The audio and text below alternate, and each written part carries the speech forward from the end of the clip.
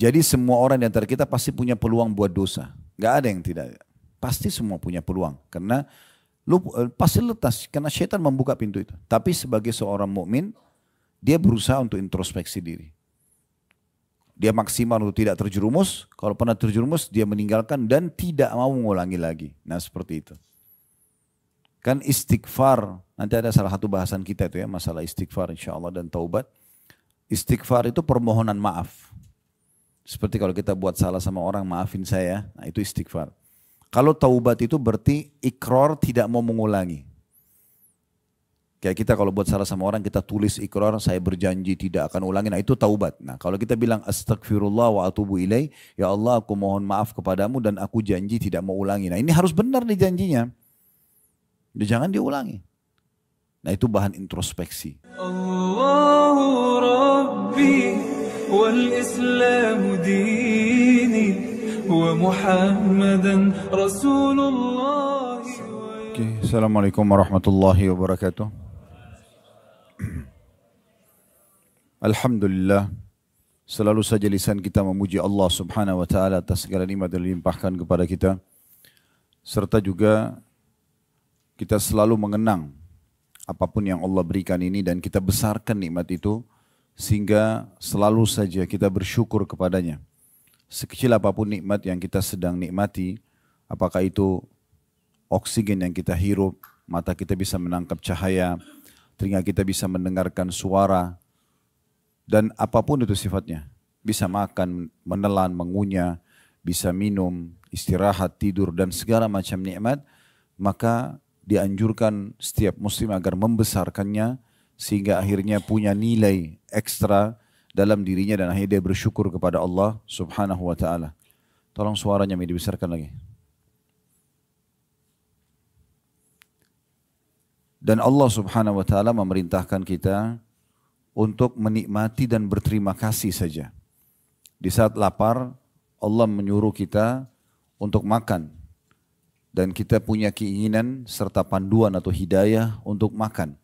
Dan tugas kita hanya memilih makanan yang kita suka, mau yang gurih, mau yang manis. Setelah itu kita menikmatinya dan dikuatkan dan disempurnakan dengan bersyukur saja. Tidak lebih daripada itu. Allah subhanahu wa ta'ala tidak membebankan kepada kita untuk mengelola makanan yang sudah kita telan misalnya. Begitu repotnya kalau seandainya kita mengunyah makanan, komposisi vitamin-vitamin dan apapun yang ada dalam makanan tersebut, dari potongan daging, dari nasi misalnya, butiran-butiran nasi, atau apa saja, buah-buahan, kita yang harus memilahnya sendiri. Di tubuh kita, mana yang terbagi sebagai protein untuk otot misalnya, mana yang untuk ini dan untuk itu sangat rumit. Tapi Allah subhanahu wa ta'ala memudahkan buat hambanya, kita hanya memilih, mengunyahnya dan menikmati. Setelah itu, lewat ukuran sepertiga jari kita di tenggorokan ini, maka kita sudah tidak punya campur tangan lagi di situ. Semuanya Allah jadikan tubuh kita ini seperti sebuah pabrik raksasa dengan sekian banyak lift-lift dan juga petugas sel-sel di tubuh kita yang menjalankan tugasnya tanpa kita urus sama sekali. Dan akhirnya berjalanlah roda kehidupan ini, kita diberikan kesehatan, kekuatan, dan seterusnya. Dan Allah subhanahu wa ta'ala menyuruh kita agar nikmat-nikmat tersebut disyukuri dengan kalimat Alhamdulillah. Oleh karena itu selalu besarkan nikmat Allah tersebut dan syukuri. Berapa banyak orang di luar sana yang belum bisa melihat matanya atau tidak bisa melihat, tidak bisa mendengar telinganya, tidak bisa terucap satu kata pun dari lisannya karena bisu misalnya. Dan banyak hal ujian-ujian datang kepada orang-orang yang mungkin tidak menimpa kita. Ini juga sebuah nikmat yang tidak terhingga. Terlebih lagi di saat ini kita selalu ingatkan bahwasanya Allah memilih kita menjadi hamba-hambanya yang dimudahkan untuk haji. Dan dalam haji ini begitu nikmat luar biasa. Hotel yang bagus, makanan yang enak, bisa istirahat. Bisa ibadah yang bagus mendapatkan 100.000 pahala. Dan ini semua apapun yang kita keluarkan dari energi, meluangkan waktu dari harta akan diganti oleh Allah subhanahu wa ta'ala dengan pahala yang besar, dengan rezeki yang luas. Maka nikmat apalagi dari Allah subhanahu wa ta'ala yang harus kita pungkiri. Ya Allah ulang-ulang selalu dalam surah Ar-Rahman, "Fabi ayyi ala'i rabbikuma tukadziban." Maka nikmat Tuhanmu yang mana lagi yang kau akan pungkiri? Dan tidak mungkin seseorang itu bersyukur kepada Allah kecuali memang dia selalu membesarkan nikmat Allah yang ada pada dirinya walaupun itu kecil di mata dia. Selanjutnya kita panjatkan salam hormat kita kepada Nabi besar Muhammad sallallahu alaihi wa ala alihi wa sahbihi wasallam sebagaimana Allah telah memerintahkan kita untuk mengucapkan salam hormat tersebut. Seperti judul kita dan masih berlanjut tentang masalah sebab-sebab kebahagiaan. Kalau kemarin kita sempat membahas tentang sebab utama dan itu adalah inti serta pondasi daripada kebahagiaan setiap muslim, yaitu mentauhidkan Allah subhanahu wa ta'ala. Meyakini dalam hatinya dan selalu merenungi dan berfikir dengan akalnya serta akhirnya mengaplikasikan dengan anggota tubuhnya keimanan kepada Allah subhanahu wa ta'ala, yakin tidak ada pencipta, tidak ada pemilik, tidak ada pemberi rezeki, tidak ada yang menyelesaikan permasalahan, tidak ada yang bisa memberikan kebahagiaan kecuali Allah. Dia yakini dalam hatinya, direnungi dengan fikirannya, lalu dia aplikasikan dengan anggota tubuhnya. Dia selalu melakukan ketaatan-ketaatan dengan anggota tubuh ini sebagai bentuk syukur kepada Allah. Maka ini yang menjadi inti daripada masalah tauhid tersebut. Jangan pernah teman-teman sekalian menjauhkan diri dari Allah sehingga Allah pun menjauh dari kita. Berapa banyak orang yang sedang melimpah nikmat pada dirinya sehingga akhirnya dia justru jauh dari Allah. Justru jadi malas ibadah. Padahal sebenarnya Allah berikan kesehatan tubuh, ya seperti kita fasilitas sekarang ibadah, hotel yang bagus, makanan dan segala macam, tapi malah membuat dia lalai dari zikrullah, ya, dari istighfar, dari zikir, dari doa. Padahal ini hari-hari mulia di mana dia harus memperbanyak takbir, tahlil, doa, ya, sujud, ruku kepada Allah subhanahu wa ta'ala. Tapi banyak di antara orang subhanallah lewat dari dia solat malam, lewat dari dia zikir pagi petang, lewat dari dia waktu-waktu mustajab doa misalnya antara azan dan iqamah. Banyak lewat dari dia kesempatan sedekah, kesempatan baca Quran. Semua ini disayangkan sekali padahal sebenarnya salah satu bentuk syukur juga kepada Allah SWT adalah kita memaksimalkan fasilitas yang Allah berikan ini justru untuk ketaatan kepadanya. Sebelum datang waktu di mana kita tidak mungkin lagi untuk melakukan ketaatan. Baik itu puncaknya dengan meninggal atau ada halangan-halangan lain yang sifatnya duniawi yang harusnya kita selalu ya jadikan sebagai kehati-hatian dalam diri kita. Jangan sampai luput kesempatan-kesempatan tersebut. Ya. Saya pernah satu waktu mengunjungi sahabat ayah saya di Makassar. Setiap kali saya ke Makassar waktu ayah masih hidup, sering kali saya menemani beliau, kutemui teman-temannya. Gitu. Ada teman beliau yang sudah meninggal juga sekarang, rahimahumullah semuanya. Saya pas datang ke rumahnya, terus saya cuma menemani saja. Dan saya dengarin obrolan orang tua pada saat itu. Saya ambil hikmah-hikmah dari pembicaraan mereka. Salah satunya pada saat waktu itu azan asar, saya pamit sama teman ayah saya ini karena beliau pemilik rumah. Saya ingin ke masjid sebentar. Saya keluar ke masjid, tapi pulang dari sholat asar dari masjid, saya datang lagi ke rumah situ. Terus dia melihat saya lalu mengatakan kata-kata yang saya jadikan selalu pegangan gitu. Dia mengatakan, "Nak, dulu saya juga waktu masih muda seperti kamu, saya selalu ke masjid. Selalu ke masjid. Cuma sekarang keadaan saya begini, Allah lagi uji dengan penyakit, kebetulan beliau diketeter, diranjang gak bisa bergerak. Sakit kalau tidak salah stroke kakinya sebelah kanan tuh. Intinya dia gak bisa lagi. Lalu dia mengatakan, dulu tuh saya masih muda seperti kamu, saya tidak meninggalkan masjid. Tapi sekarang keadaannya seperti ini. Dia cuma bicara seperti itu saja karena dia melihat saya ke masjid. Tapi subhanallah saya jadikan sebagai bahan introspeksi diri. Saya mengatakan, iya kenapa saya harus tunggu umur sudah tua seperti ini misalnya. Kemudian ada halangan baru kemudian menyesali kesempatan-kesempatan tadinya kaki masih bisa melangkah ke masjid. Ya, tangan masih bisa berzikir, kita masih bisa berdoa, kita masih bisa haji dan umroh. Tapi disia-siakan. Semuanya dianggap tidak masalah, nanti aja ditunda-tunda. Padahal sebenarnya peluang-peluang tidak mungkin terulang. Ya. Setiap peluang ibadah itu bisa kita katakan tidak terulang. Dan ada waktu juga tempat di mana dia tidak terulang. Kecuali di waktu dan tempat yang Allah perintahkan lagi. Contoh misalnya, kalau hari ini Bapak Ibu menuju ke Mina, Arafah, nggak ada nilainya. Artinya tempat itu mulia, tapi nggak ada nilainya. Belum ada mabit di Mina, belum ada wukuf di Arafah. Dia hanya terjadi di waktu yang sudah Allah tentukan. Itulah tanggal 8 sampai tanggal 13 Zulhijjah. Nah ini waktunya. Kalau orang luput dari waktu ini, maka luput selamanya untuk tahun itu. Dia hanya bisa tahun depan misalnya. Contoh yang lain, sholat misalnya. Bagi laki-laki lebih utama saf awal contohnya. Ya mungkin karena kita di sini Masjid Haram agak susah untuk masuk ke sekitar Ka'bah, gitu kan, kena saf awal di situ. Tapi kalau kita lagi di Indonesia misalnya, selama ada kesempatan masuk di saf awal, masuk. Saf awal itu hanya bernilai di waktu sholat itu. Antara azan dan iqamah saja. Kalau orang yang pas iqamah dia masuk di saf awal, dapat lihat keutamaan saf awal itu. Tetapi kalau imam selesai salam, kita di saf kedua lalu masuk ke saf pertama, nggak ada nilainya. Waktunya cuma itu saja. Kalau kita ingin mengejar kembali keutamaan saf awal itu, tunggu sholat yang akan datang. Cuma permasalahannya, di buku amal kita sudah tercatat, di sholat yang tadi, yang luput saf awal itu, akan tercatat luput dari kita saf awal selamanya. Gak bisa diperbaiki. Setiap peluang ibadah itu, kalau sudah luput dari kita sekali, akan luput selamanya. Kita bisa mengejar untuk mengerjakan setelah itu, kalau ada kesempatan lagi Allah berikan, kayak tadi kasus saf awal misalnya, kayak tadi misalnya haji tapi tahun depan lagi. Tetapi, harusnya tercatat di buku amal kita di waktu Allah berikan kesempatan. Kenapa kita harus sia-siakan? Nah ini poin penting sekali untuk diperhatikan dalam masalah amal-amal soleh.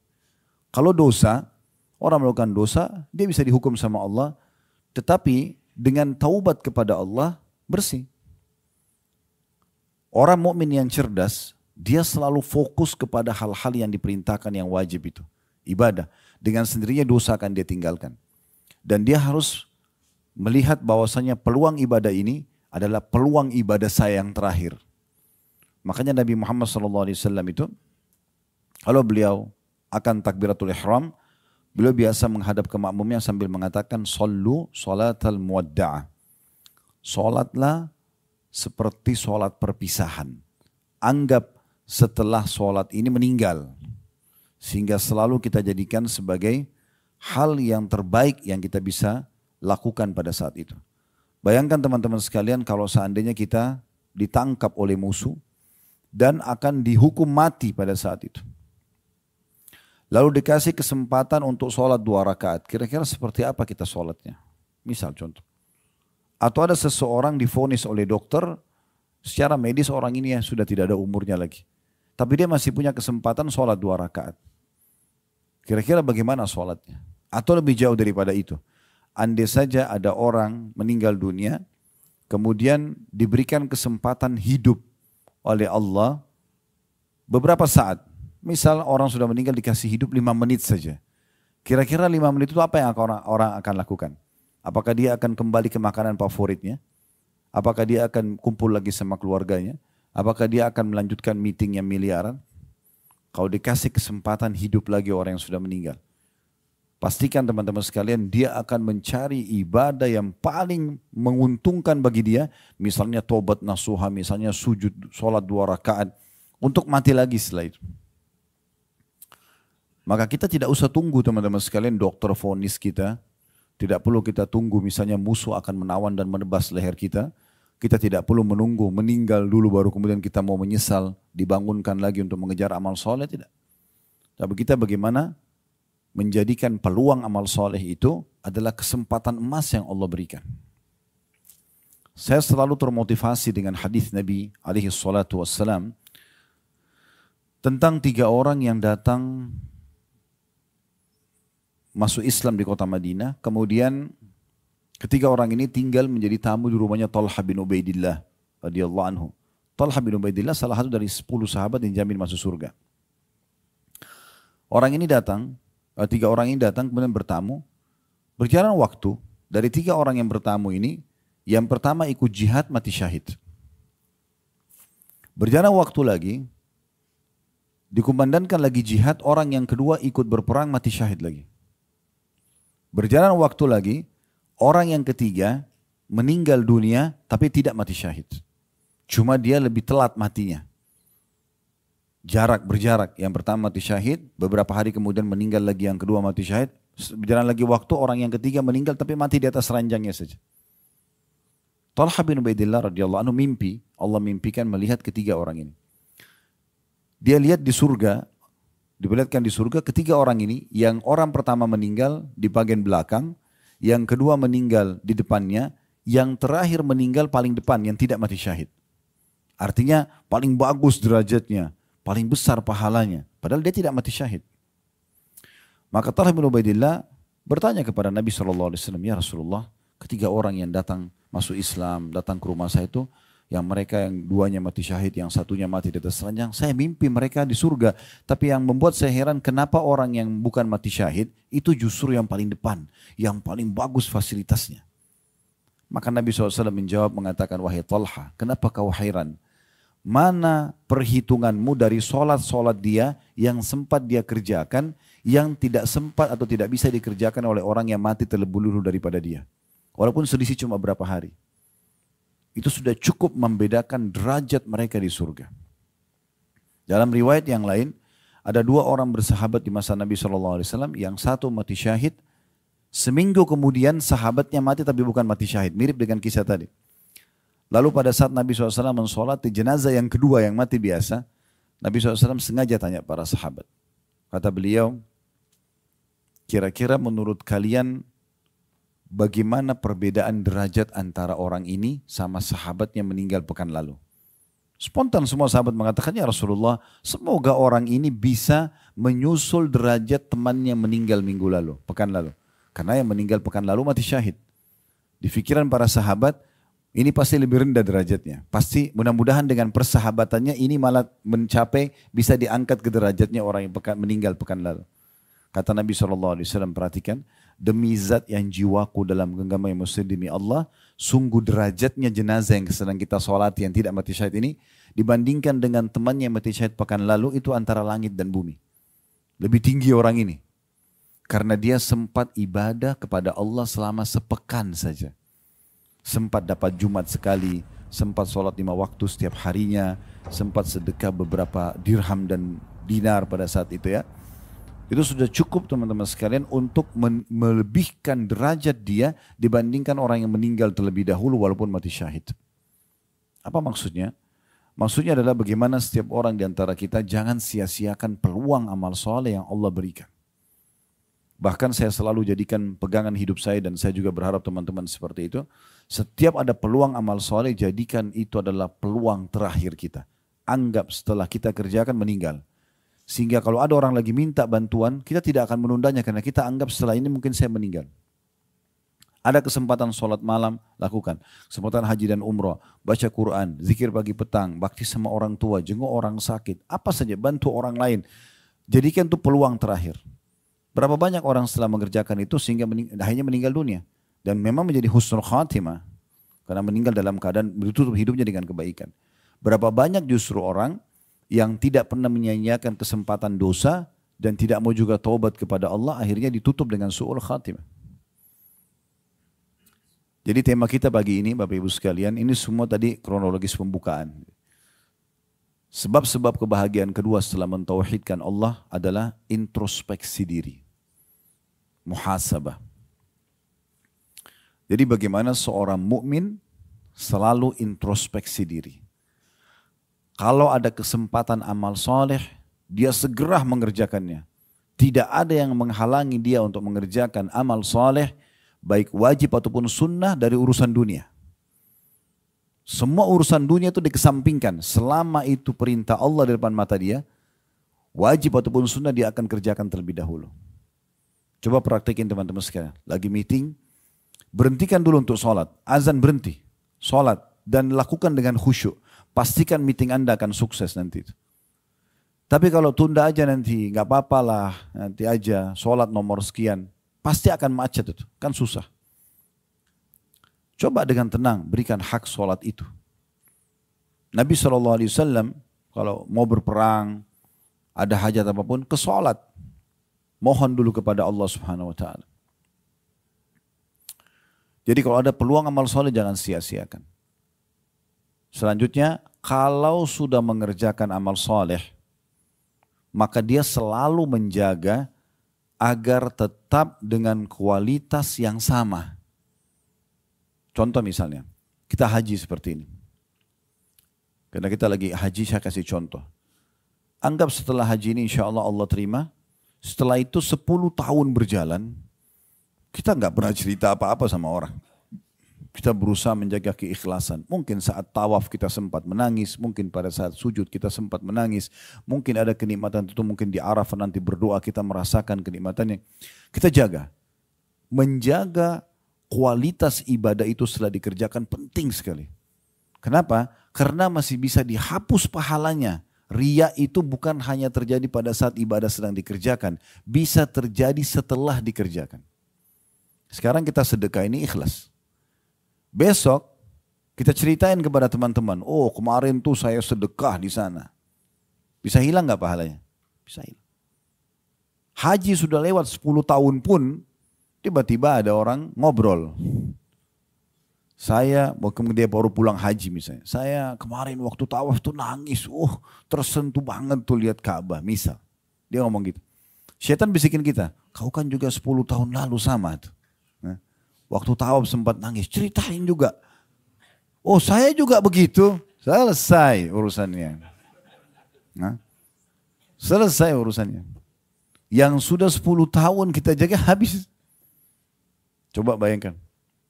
Poin ini banyak orang luput nih. Jadi setelah poin pertama jangan menyanyiakan peluang amal soleh. Setelah itu poin kedua ini satu rangkaian menjaga selalu kualitas ibadah itu selamanya sampai kita wafat. Kalau boleh orang tidak tahu nggak usah tahu. Nggak usah tahu. Makanya dalam sebuah hadis sahih riwayat Imam Muslim kata Nabi SAW, Innallaha yuhibbut taqiyul ghaniyul khafi. Allah sangat cinta sama hambanya yang suka bertakwa. Takwa itu maksudnya selalu patuh. Allah perintahkan dikerjakan, yang Allah larang dijauhi, gitu kan? Apa saja yang wajib sunnah semua dikerjakan, yang haram dan makruh semua ditinggalkan. Ya.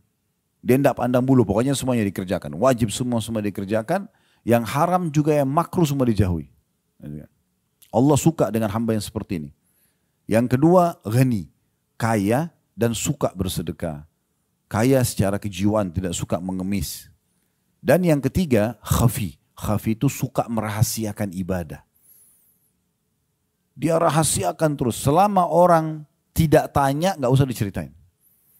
Perbedaan dasar antara riya dengan tidak riya adalah ditanya atau tidak ditanya. Kalau ada orang tidak ditanya ceritain ibadahnya, ini jelas riya ini. Arahnya lebih ke situ. Sekarang hari Kamis misalnya, pas lagi puasa. Tanya teman-temannya di kantor, kamu puasa? Puasa. Saya puasa. Nggak ada yang nanya. Kamu kemarin haji nggak? Oh saya haji. Orang belum tanya. Beda kalau kita sedang ditanya, bapak misalnya contoh, lagi mau menuju ke masjid. Dari rumah keluar menuju ke masjid. Ada tetangga tanya, Assalamualaikum, Pak mau kemana? Jangan bilang, oh saya kalau jawab nanti riya nih. Gak mungkin. Orang nanya. Kalau ditanya, oh ke masjid insya Allah. Oh ya Pak, kalau mau ikut ke masjid sama-sama. Gak ada hubungannya sama riya. Contoh misalnya. Nah ini poin kedua penting sekali. Menjaga kualitas ibadah itu. Jadi bukan hanya pada saat dikerjakan, pada saat sesudah dikerjakan pun. Selalu jaga. Dan yang paling tepat adalah rahasiakan. Semua ibadah yang sudah kita kerjain tidak usah khawatir. Ada malaikat yang catat. Dan tidak akan pernah luput satupun pahala yang dicatatkan itu. Itu poin penting. Jadi jaga selalu kualitasnya. Dan bagi seorang mukmin, dia berusaha selalu kualitas itu. Kalaupun dia sudah mencapai misal dari angka 10 itu adalah 5. Kedepannya dia usahakan naik ke angka 6. Kedepannya dia berusaha naik ke angka 7. Terus begitu. Kapan seseorang itu mengejar prestasi terbaik, maka dia tidak akan jauh dari prestasi itu. Contoh misalnya kalau kita lagi kuliah di kampus, nilai lulusnya 100. Kalau orang mencari angka 100, saya pernah praktik untuk mahasiswa ini. Pada saat saya kejar angka 100, nilainya nggak jauh dari situ. Bisa 100, bisa 99, bisa 98, nggak jauh dari situ. 97, 95 mungkin paling jauh. Karena targetnya 100.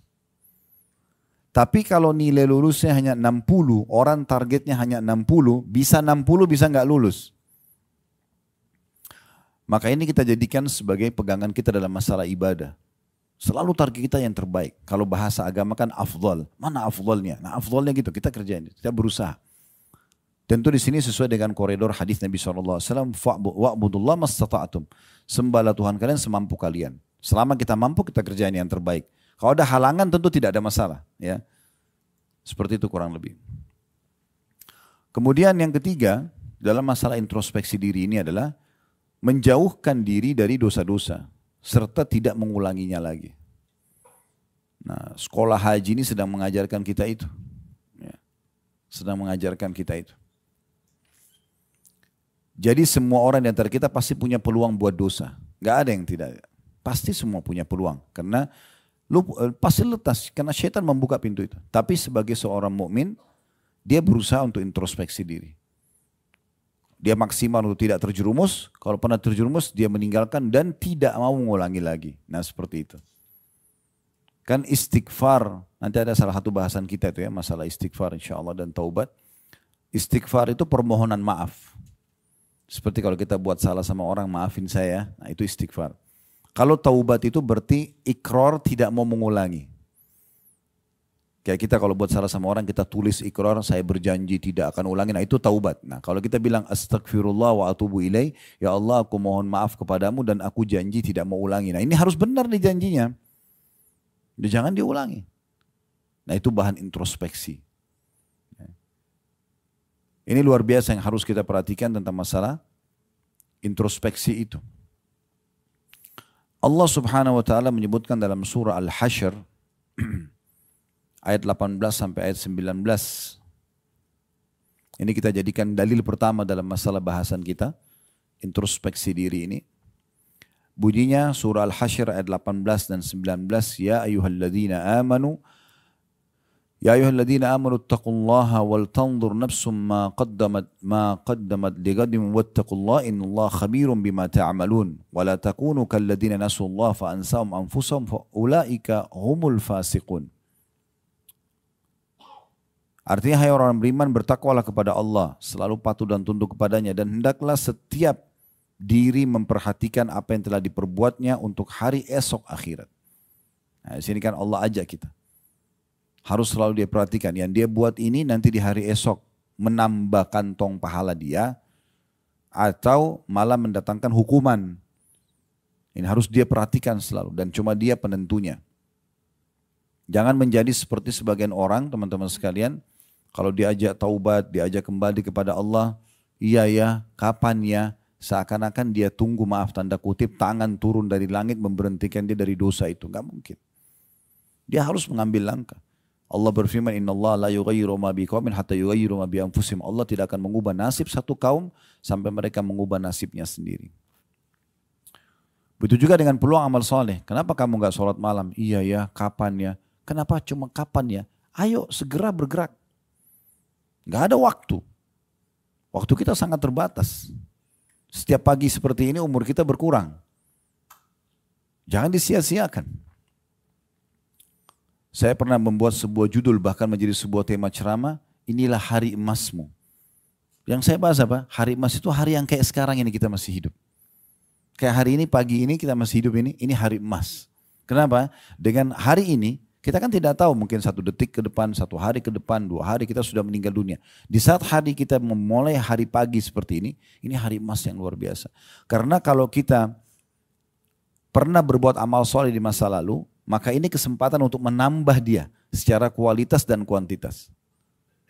Kalau di masa lalu kita berbuat dosa, saat ini kesempatan bertaubat. Masih ada kesempatan sehingga tidak dihisap oleh Allah nanti. Ini hari emas yang luar biasa. Jadi kalau datang hari seperti ini, peluang emas, jangan disia-siakan. Banyak orang begitu dia merasa dirinya lowong, waktu lowong, malah jauh tidak beribadah tadi saya bilang. Sayang sekali. Padahal sebenarnya kesempatan ini adalah kesempatan emas. Makanya kata Nabi SAW, ni'matani magmunun katsirun minan nas. 2 nikmat yang banyak luput dari sekalian banyak manusia. As-sihhatu wal faraq. Kesehatan dan waktu lowong.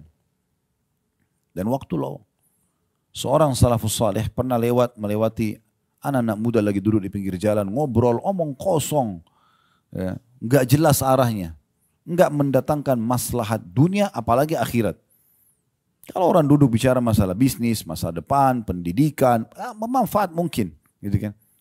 Mungkin dia mau bangun rumah, dia konsultasi, mungkin. Urusan dunia, tapi ada manfaatnya. Tidak ada orang mungkin duduk ngobrol sama temannya sudah 20 tahun, itu aja ceritanya berulang-ulang. Temannya sudah hafal di luar kepala, diulang-ulang, apa manfaatnya? Ya. Maka beliau lewat, dan lihat orang-orang yang lagi ngobrol omong kosong. Kata beliau, demi Allah kalau seandainya bisa saya beli waktunya mereka, saya akan beli. Ini waktu yang mereka buang-buang ini, kalau saya bisa beli, saya bayar pakai uang ini. Saya dikasih, tapi nggak bisa, sudah ditentukan waktu masing-masing.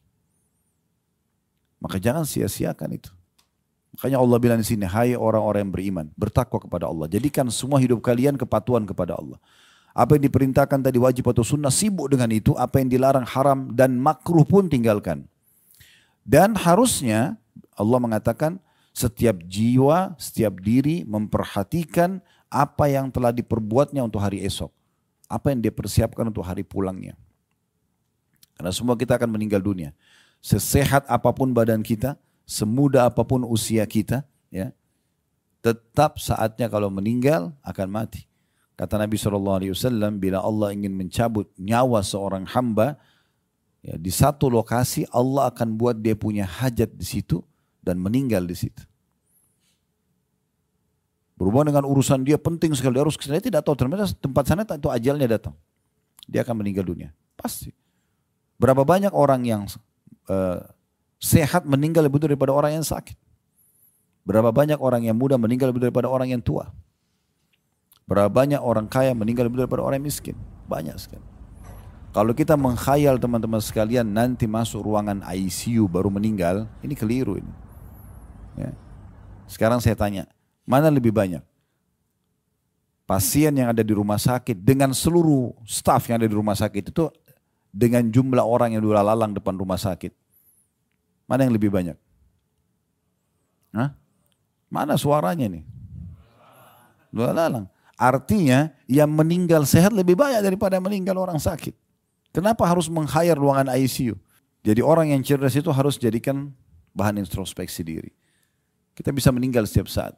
Ya, saya sering kasih contoh di pengajian, bukan mendoakan diri saya, tapi bisa saja berapa banyak gitu kalau kita lihat contoh-contoh di YouTube meninggal husnul khatimah. Biasa banyak cuplikan, ada lagi ceramah, ada yang lagi sholat, ada yang lagi ihram meninggal. Dia tidak sangka kalau tadi dia akan meninggal, tapi bisa saja.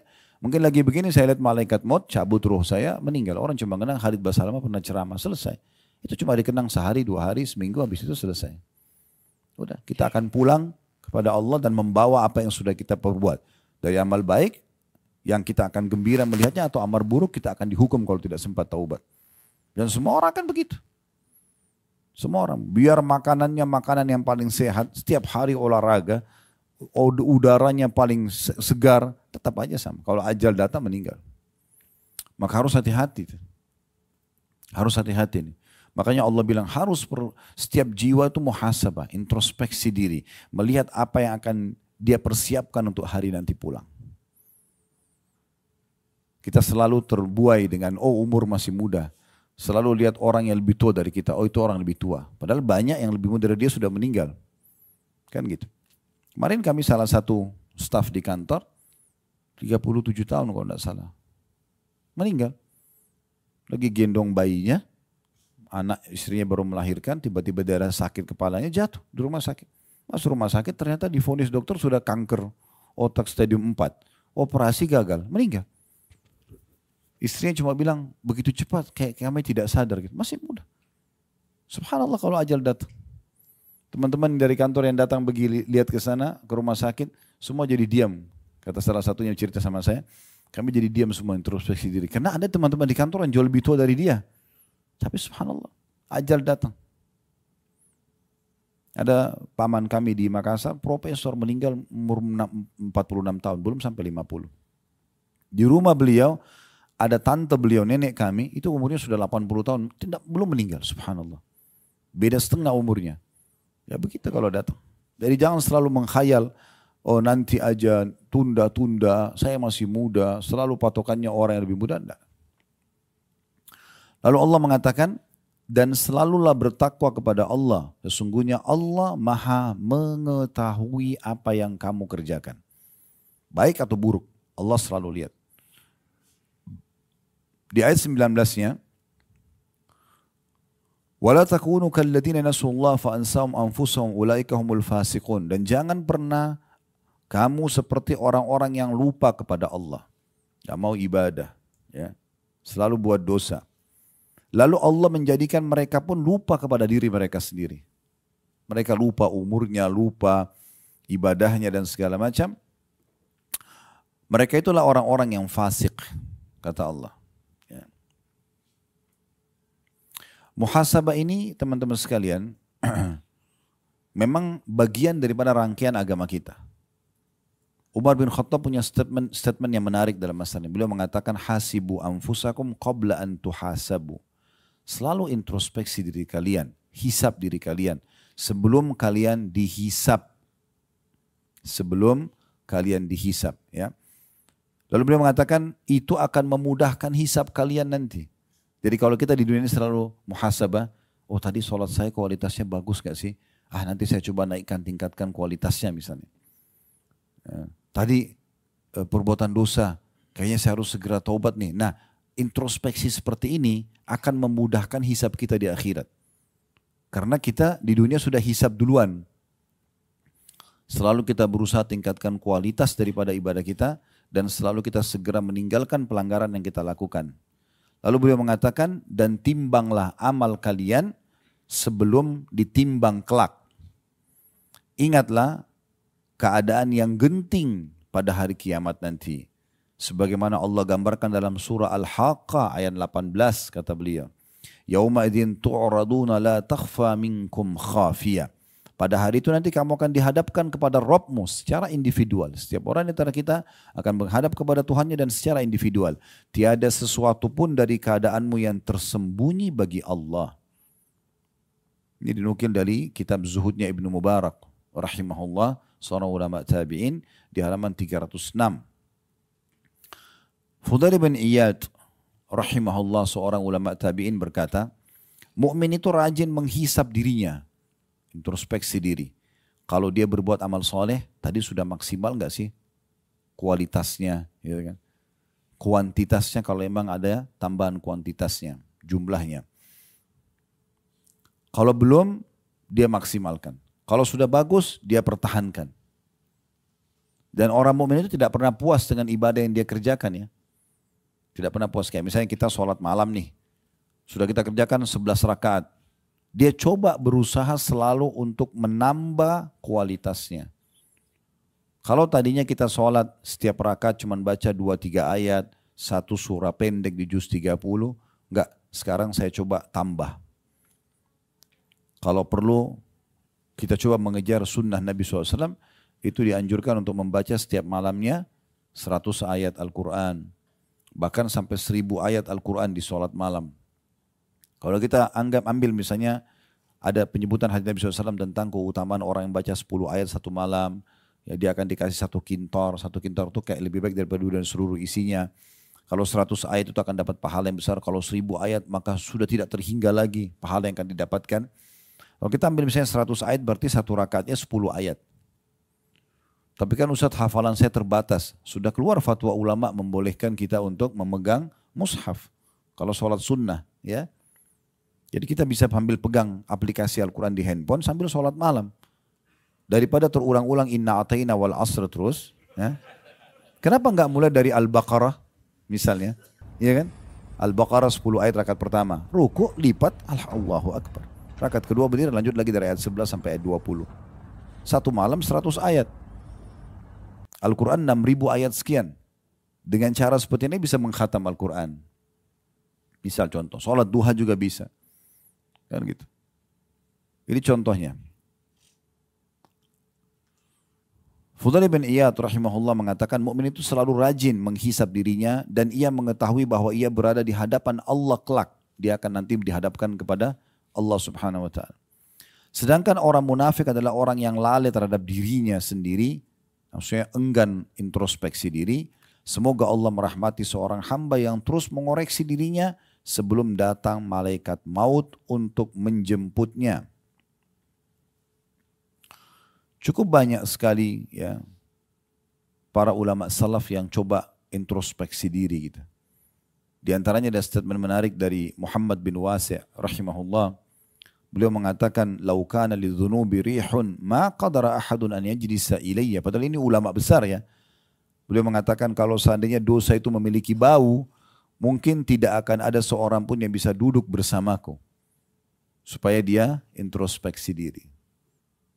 Sebagian mereka, teman-teman sekalian, kalau lagi jalan, kakinya kesentuh batu misalnya. Maka sudah cukup mereka beristighfar kepada Allah. Mereka yakin itu peringatan dari Allah. Di antara mereka ada yang kalau lewat, di dekat tong sampah, kecium bau busuk, mereka sudah cukup beristighfar untuk itu. Mereka anggap tidak mungkin Allah ciumkan bau busuk ini kecuali sebagai peringatan. Selalu begitu, peka sekali. Kita kadang-kadang subhanallah lihat orang meninggal di dekat kita, jenazah diantar, enggak tersentuh karena hati sudah sangat keras ya. Maka introspeksi diri ini manfaatnya besar sekali. Akan membuat kita tidak bangga dengan amal soleh yang kita kerjakan. Kita juga takut terhadap dosa yang sudah kita kerjakan. Sehingga kita selalu istighfar. Dan tidak ada lagi dengan orang yang sering muhasabah, tidak ada lagi orang menganggap remeh orang lain. Karena dia sibuk dengan dirinya sendiri. Dia sibuk muhasabah dengan dirinya. Nah ini manfaat daripada masalah itu. Jadi harus hati-hati sekali dalam masalah-masalah seperti ini. Setiap muslim sudah semestinya senantiasa introspeksi diri dan selalu menyibukkan diri dengan hal-hal yang positif. Minimal sekali kalau memang dia meluangkan waktunya selain pada ibadah kepada Allah, dia berbuat hal yang mubah. Minimal. Kalau sudah makruh, apalagi haram enggak? Udah yang lalu-lalu cukuplah. Tapi ke depannya kalau sudah dengar pengajian seperti ini enggak boleh lagi. Mahal sekali waktu kita, sayang gitu. Jadi bagaimana dia sibuk? Karena orang yang sibukkan diri dengan amal soleh teman-teman, maka dia akan jauh dari dosa. Kita enggak perlu luangkan waktu khusus untuk tinggalkan dosa, enggak. Sibukkan diri dengan ibadah, maka kita dengan tinggalkan dosa itu. Dengan sendirinya gitu. Ada statement yang menarik yang disampaikan oleh Syekh Abu Bakar Jazair rahimahullah. Beliau mengatakan seorang muslim beramal dalam kehidupan dunia ini siang dan malam. Semuanya untuk meraih kehidupan akhirat dan kebahagiaannya. Jadi nggak ada waktu bagi seorang muslim, kata beliau, di dunia ini berbuat selain urusan akhirat. Kalau minimal ada yang dia ingin lakukan, maka harus pastikan itu mubah dalam Islam. Artinya tidak berdosa dia. Misal dia duduk ngobrol sama teman-temannya beberapa saat, gitu kan? Gak ada masalah, mubah. Bahkan seorang muslim bisa mengemas sesuatu yang mubah menjadi sunnah sehingga dia raih pahala. Contoh, makan, minum, tidur, ya, mandi, kan mubah semua itu.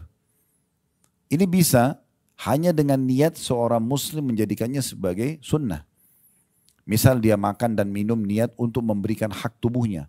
Karena sang pencipta Allah yang menciptakan kita dan menciptakan rasa lapar dan haus kita sebagai isyarat kalau tubuh butuh nutrisi dan butuh cairan. Kalau kita hanya makan dan minum karena lapar nih, haus misalnya, sebatas itu mubah. Tapi kalau kita niat, ini peringatan dari Allah supaya saya berikan hak jasad saya. Berubah dari mubah menjadi sunnah. Mandi misalnya. Kalau hanya sekedar gerah nih mandi. Udah begitu aja maka mubah. Tapi kalau mandi karena niat ingin merawat tubuh yang Allah amanahkan. Hanya gitu saja. Transisi dipindahkan dari niat tadinya cuma sekedar hilangkan gerah. Sekarang kita niatnya untuk memberikan hak jasad jadi sunnah. Tidur. Bukan hanya sekedar ngantuk tidur.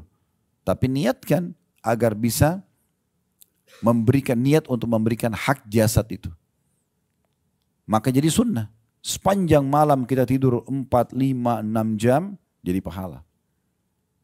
Begitu seterusnya. Ya. Maka kita bisa mengubah hal-hal yang mubah menjadi sunnah. Tapi kalau minimal kita ingin luangkan waktu pun di dunia ini, maka pada hal-hal yang mubah. Kalau dosa ini selesai, musuhan aja. Udah nggak ada pintu untuk negosiasi dalam masalah itu. Nah itu yang beliau bilang. Seorang muslim harusnya selalu beramal dalam kehidupan dunia ini, siang dan malam untuk meraih kebahagiaan akhirat. Dunia adalah ladang beramalnya. Mereka seyogyanya selalu memperhatikan ibadah-ibadah fardu atau wajib sebagaimana seorang pedagang memperhatikan modal usahanya. Antum kalau lagi berbisnis, saya yakin teman-teman sini tidak asing, banyak pengusaha Masya Allah. Kita kalau letakkan modal kita 100 juta, 1 miliar, saya yakin pedagang yang benar, dia akan memperhatikan modal supaya tidak terganggu. Dan bagaimana modal ini bisa terputar dan mendapatkan keuntungan. Nah, beliau memberikan gambaran supaya mudah difahami. Harusnya setiap muslim itu melihat amal wajibnya. Sholat 5 waktu, puasa Ramadan, haji kayak kita. Seperti pedagang lagi memperhatikan modal usahanya. Tidak boleh luput dari dia. Dan juga memperhatikan ibadah-ibadah sunnahnya sebagaimana pedagang memperhatikan keuntungan-keuntungan usahanya. Jadi bagaimana selalu kita berpikir, nih investasi kemana lagi nih supaya datang keuntungan. Nah seperti itu kita melihat amal sunnah. Itu investasi kita. Jadi jangan tinggalin tuh sholat qobliyah, ba'diyah, duha, sholat malam, tahiyat masjid, sholat wudu. Selalu kita kerjakan. Sebagai bentuk investasi. Sebagaimana pedagang menjaga keuntungan-keuntungan usahanya. Serta menjadikan maksiat dan juga dosa seperti layaknya kerugian dalam perniagaan. Bagaimana kita kalau lagi dagang, tidak mau ada kerugian masuk, ya. Kalau kita sudah tahu, oh saya masuk proyek ini dipastikan akan rugi, kita nggak akan masuk kan. Nah seperti itu orang. Kalau saya buat dosa ini saya akan rugi nih pasti. Ada konsekuensinya. Ini bahasanya luar biasa. Beliau mengatakan, dan memperhatikan dan menjadikan maksiat juga dosa-dosa seperti layaknya kerugian dalam perniagaan. Lalu dia menyendiri sesaat di akhir harinya setiap hari, guna introspeksi diri atas hal tersebut. Semuanya tadi. Amal fardu tadi saya sudah sempurna belum ya? Tadi saya sholat di masjid enggak ya? Tadi saya udah khusyuk enggak ya? Tadi masbuk enggak? Tadi ini enggak? Introspeksi terus. Supaya selalu berpikir untuk meningkatkan kualitasnya. Gitu kan? Kalau dia buat kekurangan, dia sempurnakan. Dia buat kesalahan, dia mohon ampun. Nah gitu. Apabila terdapat pengurangan pada ibadah fardunya, maka dia segera membenahi dan menutupi kekurangannya. Bila ibadah yang bisa diqadha, maka ia segera mengqadhanya. Ibadah diqadha itu, kalau wajib misal ada orang ketiduran, dia letih sekali, mungkin ada satu aktivitas yang sangat meletihkan sehingga dia begadang, tertidur lewat subuhnya. Bukan disengaja. Dia bangun setelah terbit matahari seperti ini. Ya dia kerjakan subuhnya. Jangan ditinggalkan. Karena boleh dia mengqadha, ada uzurnya. Gitu kan. Itu kalau ibadah yang boleh diqadha. Puasa Ramadan dia punya utang. Dia segerakan qadhanya itu. Jangan ditunda-tunda. Ini mohon maaf karena ibu-ibu kan berhalangan gitu ya. Walaupun sudah saya bahasakan kemarin di manasik, saya sudah ingatkan ibu-ibu. Allah sudah mudahkan melalui fatwa para ulama boleh meminum penunda haid. Jadi Ramadan supaya nggak punya utang, nggak usah haid di Ramadan, gitu kan. Begitu juga dengan haji dan umroh, minum saja, gitu kan, supaya ibadahnya tidak terganggu. Tapi kalau misalnya ada orang punya utang Ramadan, biasanya orang kena terlalaikan, oh masih ada kesempatan 11 bulan ke depan. Ya udah nanti aja deh bayar utang Ramadannya. Baik kalau dia meninggal bagaimana? Sudah tahu belum hukumnya? Kalau bapak ibu punya utang Ramadan, utang wajib Ramadan, sudah lewat Idul Fitri, masuk 1 Syawal, 2 Syawal, kita bukan meninggal di Ramadan, meninggalnya di bulan Syawal. Kalau kita puasa Ramadan, niatnya 1 bulan, tapi pas pertengahan bulan Ramadan meninggal. Ya udah, dan dia sempat puasa yang selama 2 minggu itu, 2 pekan itu. Dia nggak ada masalah. 2 minggu yang terjadi tidak ada kewajiban karena sudah meninggal. Tapi kalau dia misalnya punya utang Ramadan 6 hari, kemudian masuk bulan Syawal, dia baru meninggal, misalnya pekan kedua, pekan ketiga bulan Syawal dia baru meninggal, dia belum bayar utang Ramadan yang sepekan, ahli warisnya wajib bayarkan.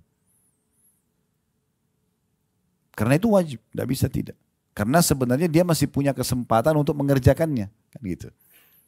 Jangan ditunda ini. Betul Allah berikan keringanan bisa sampai Sya'ban bulan depan, tapi jangan ditunda-tunda kalau ada kesempatan. Kenapa ditunda? Pernah ada seorang ibu tanya kami di pengajian, Ustadz, itu waktu itu 3 hari lagi mau lebaran. 3 hari lagi mau masuk Ramadan, maaf. 3 hari lagi mau masuk Ramadan. Ustadz, saya punya utang puasa 2 pekan. Sekarang tinggal 3 hari lagi Ramadan. Apa yang harus saya lakukan? Subhanallah. Ya. Orang seperti ini, pesawat ibarat pesawat sayapnya dua-dua sudah patah, suruh ustadznya selamatkan. Terus mana 11 bulan yang lalu ini, 10 bulan ke belakang mana? Kenapa sisa 3 hari Ramadan baru nanya? Ya tobat nasuha. Bayar yang mampu, nanti habis Lebaran Idul Fitri bayar. Tapi nggak boleh orang seperti ini. Untung dia masih hidup. Kalau dia meninggal pada saat itu bagaimana? Apalagi kalau ahli waris tidak tahu berapa utangnya. Karena ini jadi masalah. Jadi nggak boleh dia tunda-tunda. Ini beliau mengatakan kalimat yang luar biasa. Apabila terdapat pengurangan pada ibadah fardunya, maka dia segera membenahi dan menutupi kekurangannya. Bila ibadah bisa diqadha, maka ia segera mengqadhanya, tidak menunda. Jika bukan ibadah wajib, maka memohon ampun lalu jika bukan ibadah yang bisa diqadha, maka dia memohon ampun dan memperbanyak ibadah-ibadah sunnah. Misalnya terlewatkan dari dia sebuah ibadah wajib secara sengaja. Kan kalau ada orang dalam bahasan fikih itu, kalau ada orang sengaja meninggalkan sholat. Beda hukumnya orang kalau meninggalkan sholat tapi dia punya uzur. Maksudnya telat keluar dari waktunya. Tapi kalau tidak ada uzur, ada orang masuk waktu sholat asar misalnya, dia lalai. Tidak mau memang sholat, sudahlah nanti aja. Dia mungkin berharap ada petunjuk apa yang datang kepada dia untuk dia sholat. Dia memang tidak mau sholat. Begitu tiba maghrib, udah lewat waktu asar. Kebetulan ada satu orang yang datang menasihatin dia, lalu dia tersentuh, dia ingin taubat kepada Allah. Di sini teman-teman sekalian, dia nggak boleh lagi sholat asar. Karena dia sengaja tinggalkan. Bukan uzur. Dia tinggal setelah taubat sholat maghribnya. Karena masuk waktu maghrib.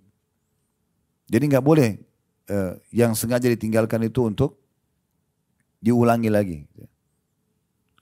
Kemudian kata beliau, apabila ia melihat kekurangan dalam ibadah-ibadah sunnahnya, maka dia segera menggantikannya.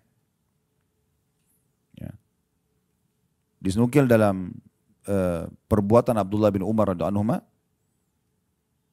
dan juga pernah disebutkan dari Nabi SAW, kalau beliau terlewatkan sholat malam, Nabi SAW pernah satu malam tertidur nggak sholat malam.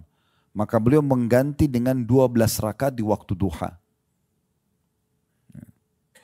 Kalau sholat malam kan kalau dengan witirnya ganjil, ya 11. Nah itu dia dikerjakan 12 sebagai ganti sholat malamnya yang ketinggalan gitu. Apabila ia melihat kekurangan dalam ibadah-ibadah sunnahnya, maka dia menggantikan dan menutupi kekurangannya. Jadi kayak misalnya sebagian salaf juga itu kalau ketinggalan sholat malam, maka beliau tutupin dengan sedekah misalnya. Ditutupin dengan ibadah-ibadah lain. Apabila dia mengalami kerugian akibat menerjang larangan-larangan Allah, misalnya orang buat dosa, maka ia segera mohon ampun dan kembali kepada Allah. Ini dinukil dari kitab Minhajul Muslim di halaman 158. Kata para ulama, muhasabah adalah metode terbaik dalam memperbaiki diri, melatih, mensucikan jiwa, membersihkannya dari segala pelanggaran, memaksimalkan untuk meraih apa yang Allah janjikan. Itu fungsi daripada introspeksi diri. Ya. Umar bin Khattab berkata, bila malam hari, ini Umar melakukan sebagai bentuk introspeksi diri ya. Kalau tiba malam hari, beliau punya tongkat, biasa beliau pakai jalan gitu ya. Beliau angkat telapak kakinya sendiri lalu beliau pukul sendiri. Sambil beliau mengatakan, ya, apa yang telah engkau lakukan hari ini? Jadi maksudnya dia sendiri sebagai bahan introspeksi dirinya, dia mengatakan apa yang telah engkau lakukan pada hari ini. Dari riwayat lain dan riwayat lain, beliau kalau tidur, Umar bin Khattab kalau tidur, beliau letakkan bejana air di sebelah ranjangnya. Sambil tidur, telapak tangannya berada di atas bejana itu. Kalau tangannya kesentuh bejana lalu dia bangun, udah dia bangun, tidak tidur lagi sampai subuh sholat.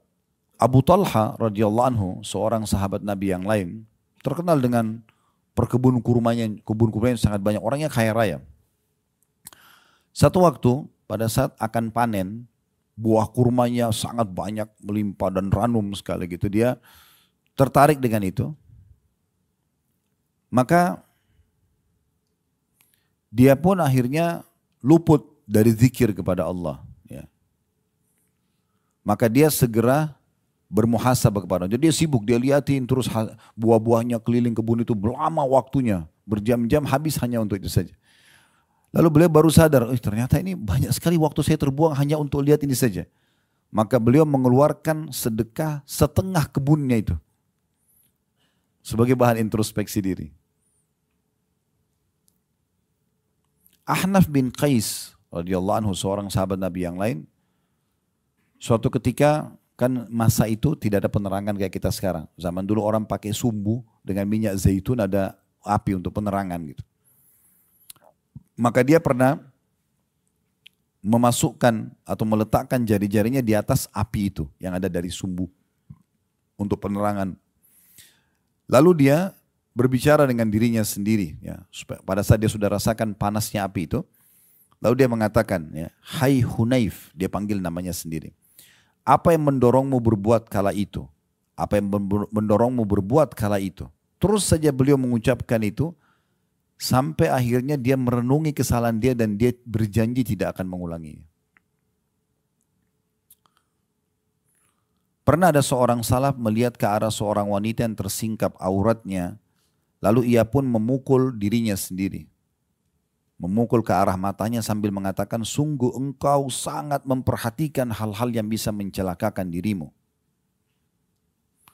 Seorang yang lain pernah sengaja ke gurun pasir yang sangat panas di siang hari, dan dia buka bajunya kemudian dia mengguling-gulingkan dirinya di pasir tersebut. Sambil dia mengatakan, rasakanlah ini karena neraka jahanam lebih panas daripada ini. Rabi' ibn Huthaim rahimahullah, seorang ulama tabi'in, beliau sengaja menggali liang lahat di belakang rumahnya. Sengaja beliau gali itu. Setiap hari masuk ke situ. Dan gara-gara ini ibadah semua banyak yang tidak ditinggalkan oleh beliau. Dia masuk ke liang lahat itu, duduk sejenak, dia baring sambil dia membaca firman Allah Subhanahu wa taala, qala rabbirji'un. Wahai Tuhanku, kembalikanlah aku. Kalau orang kafir nanti meninggal, dalam surah Al-Mu'minun, nanti kita akan baca ayat-ayat ini ya, insyaAllah sebentar sebagai bahan muhasabah kita. Orang kafir akan mengatakan, qala rabbirji'un. Di ayat 99 surah nomor 23. Ayat 99 berbunyi, hatta idza ja'a ahadahumul mautu qala rabbirji'un. Demikianlah keadaan orang-orang kafir itu, kata Allah, hingga apabila, maksudnya mereka terus lalai dari beriman kepada Allah, kufur kepada Allah, hingga apabila datang kematian kepada seseorang dari mereka, mereka akan mengatakan, ya Tuhanku, kembalikanlah aku ke dunia. Semua orang kafir akan mengucapkan ini, dan semua orang yang terus lalai dengan ibadah, kemudian mereka juga terus dalam dosa tidak taubat, akan sama kasusnya. Pas malaikat mau datang mau cabut ruhnya, dia akan mengatakan, qala rabbirji'un, wahai Tuhanku, kembalikanlah aku ke dunia. Untuk apa kira-kira? Tadi sudah saya singgung, apakah untuk kembali ke makanan favoritnya, ke meetingnya, ke apa saja? Enggak. Perhatikan, ini kekal. Allah sudah turunkan 1400 tahun yang lalu dan akan terus ditilawakan oleh orang beriman sampai hari kiamat nanti. Ayat 100-nya, orang yang mau meninggal, yang kafir, ataupun yang banyak kelalaian dari ibadah atau banyak dosanya tidak sempat tobat, mereka akan mengatakan ini. Perhatikan baik-baik ayat 100-nya. La'alli a'malu salihan fima tarakt. Kalla innaha kalimatun huwa qailuha wa min waraihim barzakhun ila yaumi yub'atsun. Tujuannya kembali ke dunia agar aku berbuat amal soleh terhadap apa yang telah aku tinggalkan dulu. Jadi kalau mereka dikasih kesempatan untuk hidup lagi, maka mereka akan maksimal ibadah. Nah, kenapa kita harus tunggu seperti ini? Malaikat mau datang baru mau minta. Sudah tidak mungkin gitu. Kata Allah, sekali-kali tidak. Nggak mungkin. Kalau malaikat maut sudah datang bertugas di saat detik itu akan dicabut namanya. Sesungguhnya itu hanya perkataan yang diucapkan saja. Dan di hadapan mereka nanti akan ada dinding atau barzakh sampai hari dibangkitkan. Alam barzakh di kuburan. Lalu ayat 101-nya Allah mengatakan فَإِذَا نُفِخَ فِي الصُّورِ فَلَا أَنْسَابَ بَيْنَهُمْ يَوْمَئِذٍ وَلَا يَتَسَاءَلُونَ. Apabila sangkakala nanti ditiup pada hari kiamat, maka tidak ada lagi pertalian nasab di antara mereka pada hari itu. Dan tidak ada pula mereka saling bertanya. Dalam ayat lain Allah mengatakan, yauma yanfiru mar'u min akhi. Pada hari kiamat orang lari dari saudara kandungnya. Wa ummihi wa abi, dari ibunya dan ayahnya. Wa sahibatihi wa bani, dari pasangan hidupnya dan juga keturunannya. Likulli imri'in minhum yauma idin sya'nu yugni. Karena pada hari itu setiap orang ingin selamatkan dirinya. Ya. Suami akan lari dari istri lari dari suami, anak dari orang tua dari anak, semua. Saudara-saudara takut nanti ada hak yang tidak sempat dikasih di dunia, maka dia tuntut kita. Pada hari itu kata Allah tidak ada lagi jalur nasab di antara mereka. Oh ini saudara saya kesian nih, gak ada. Bagaimana dia selamatkan dirinya sendiri. Allah bilang hati-hati sebelum datang hari itu nanti. Makanya sering saya bahasakan teman-teman garis bawahi poin ini penting sekali. Mudah-mudahan Allah jadikan saya orang pertama mengamalkan, kemudian Bapak Ibu ya. Supaya jangan kita ucapkan apa yang diucapkan lalu tidak diamalkan. Saya selalu bahasakan menuju ke akhirat ini, bawa dua hal dan jangan bawa dua hal. Bawa amal soleh dan teman soleh. Garis bawah ini penting sekali. Yang kita bawa menuju ke akhirat artinya setiap hari yang kita kerjakan selama ajal belum datang, amal soleh aja terus. Wajib dan sunnah sibuk dengan itu. Dan teman-teman soleh. Apa manfaatnya teman soleh ini? Nanti mereka bisa memberikan kita syafaatnya, pertolongan mereka. Dalam sebuah riwayat disebutkan ada orang nanti dikeluarkan dari api neraka, sampai ahli neraka semua pada bertanya, ada apa? Kenapa orang ini keluar? Apa ada amal yang dia kerjakan? Karena sudah masuk neraka, berarti amal solehnya lebih sedikit daripada amal baiknya.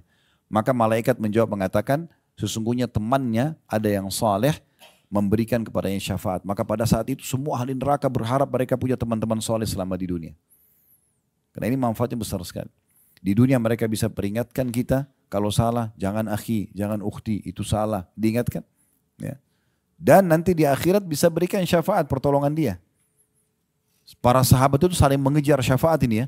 Selalu mereka kejar. Sampai kalau mereka lagi berperang dan ada satu orang di antara mereka yang kena tebasan pedang, udah jatuh, temannya sengaja jatuhin dirinya dekatnya sambil mengatakan, wahai fulan jangan lupa syafaatmu untukku.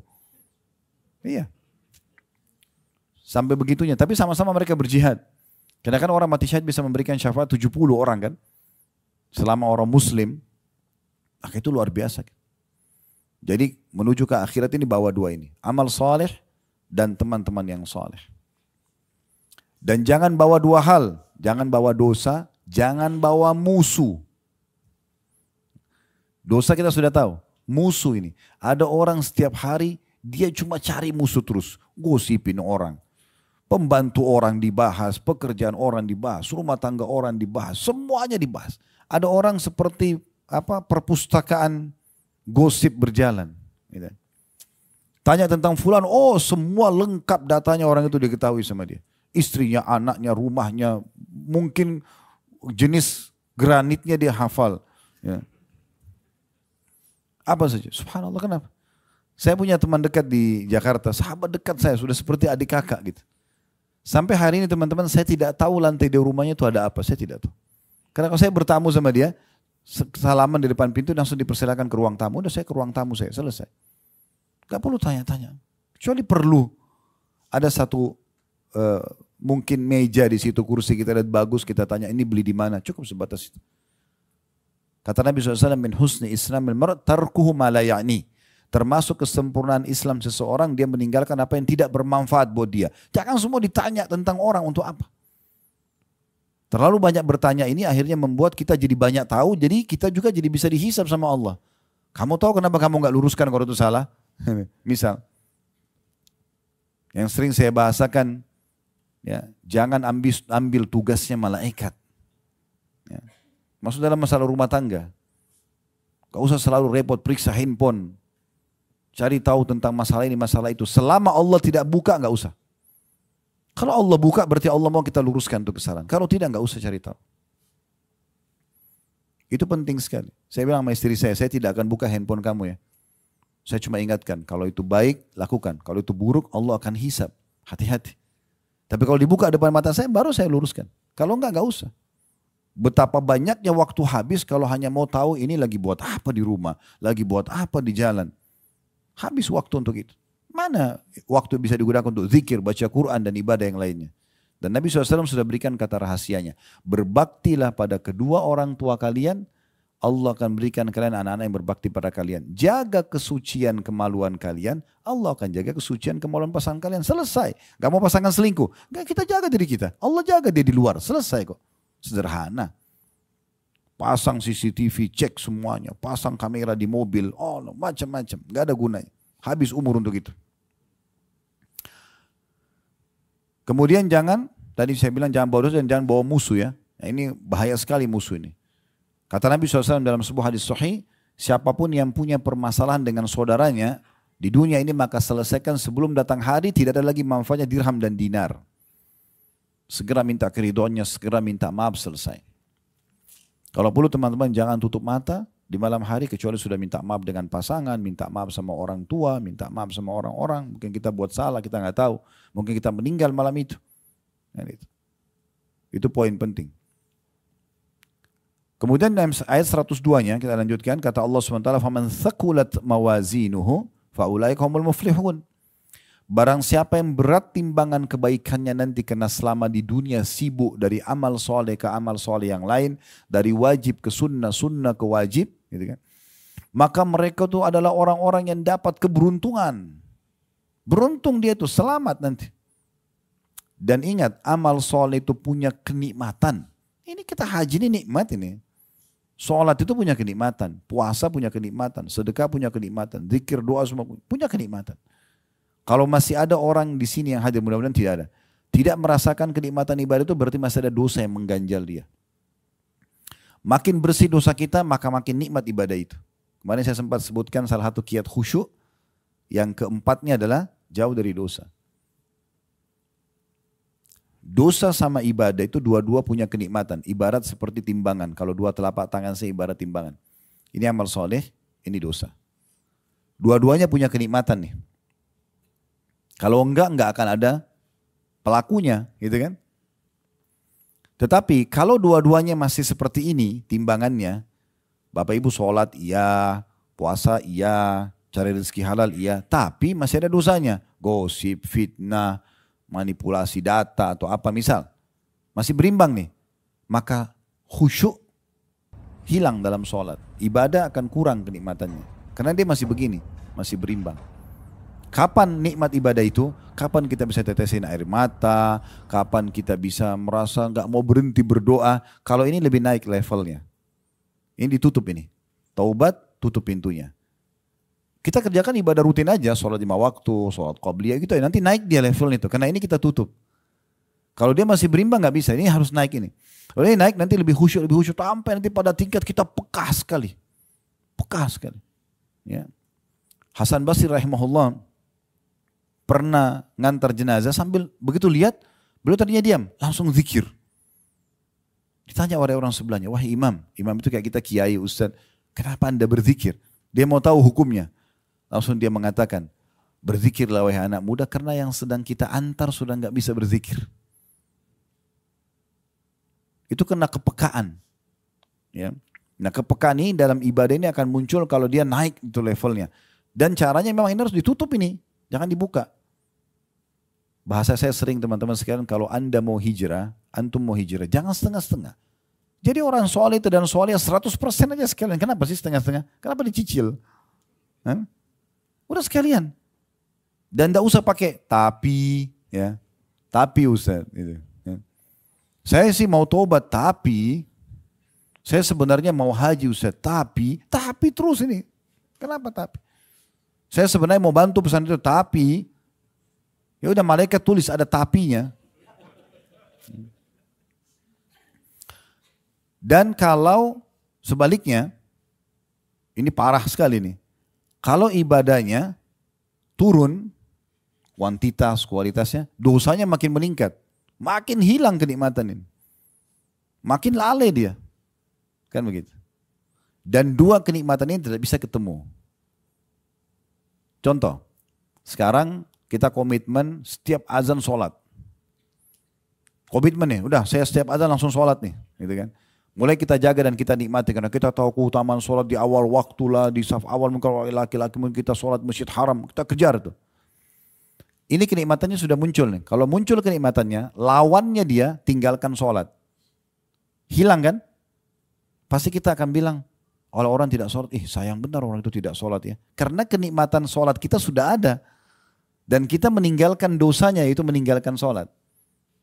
Berarti ada kenikmatannya. Kenikmatan ini yang membuat kita merasa, kenapa orang itu buat sayang benar dia nggak sholat. Nah gitu. Sama terbalik. Kalau orang nikmati dosanya, tinggalkan sholat. Dia nggak peduli.